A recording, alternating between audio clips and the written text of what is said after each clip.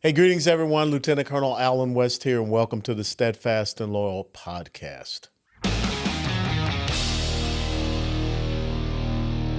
You gotta light 'em up before they burn it down. Better dig deep and put 'em in the ground. Blood on their hands, they're hellbound. Save us all. Ooh, they're gonna burn it down. Save us all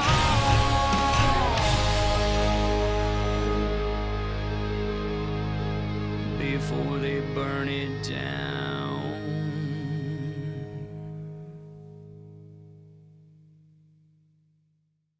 You know, there comes a time when what needs to be said has to be said, regardless of the consequences, ramifications, or any, issues thereof. And it was George Santayana, the Spanish political philosopher, who once said, and I'm paraphrasing, those who fail to learn from history are doomed to repeat it. And this is where we are today in so many ways, shapes, forms, and fashions. I mean, the fact that we have Marxism, running rampantly through the United States of America is because people, I guess, just refuse to study history, refuse to read the Communist Manifesto by Karl Marx and Frederick Engels, refuse to understand the 10 planks of communism and how they're happening right now. The abolition of private property, centralized state banking, the whole thing about state controlled education, progressive tax systems. I mean, all of these things are part of what Karl Marx wrote. But I think there is another issue that we need to confront, that we need to understand, because thousands upon thousands upon thousands of people are losing their lives because we keep wanting to play nice, we keep wanting to play tolerance with something that is absolutely intolerant. The word Islam means submission. And to understand Islam, first and foremost, brought forth in 610 AD, 610, 612, by Muhammad. His first conversion was a very rare at the time, a merchant woman by the name of Khadijah, who he had married. But when Muhammad was initially rejected, all the things he's trying to be peaceful, coexist, get along, kumbaya, ya. When he came up with this whole night ride to Jerusalem, and people mocked him, didn't want to follow him, that's when he enacted what is called the Hijrah, which means migration. And he left Mecca and went to Medina, and you see something completely change in his verses, what he wrote. He became quite violent. And for those that don't understand that Muhammad, Jesus Christ brought a cross. Muhammad brought a sword. Don't believe me? Look at the flag of Saudi Arabia. The flag of Saudi Arabia has a Quranic verse, and underneath the sword of Muhammad. That's who he was. That's what he did. He led over 60 some odd raids, combat operations. I don't recall Jesus leading a combat operation.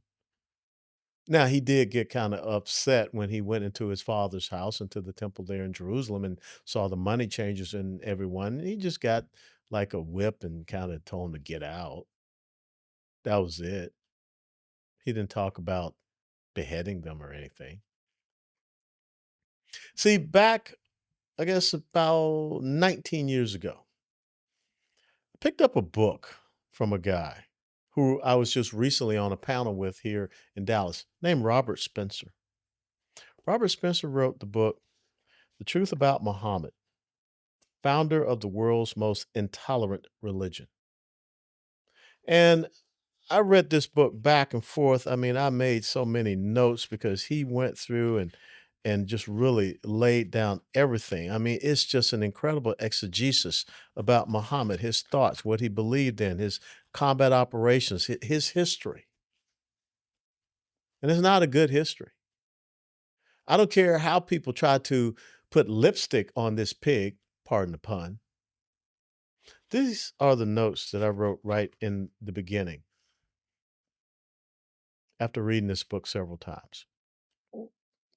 The overall thesis of Islam, because it was not accepted, Muhammad manipulated people with revelations in order to forcibly gain power under his totalitarian and absolute control.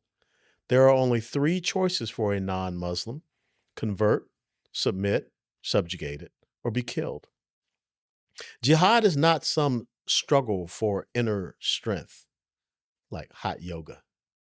It is the command for every Muslim to fight non Muslims and pass on to a hereafter.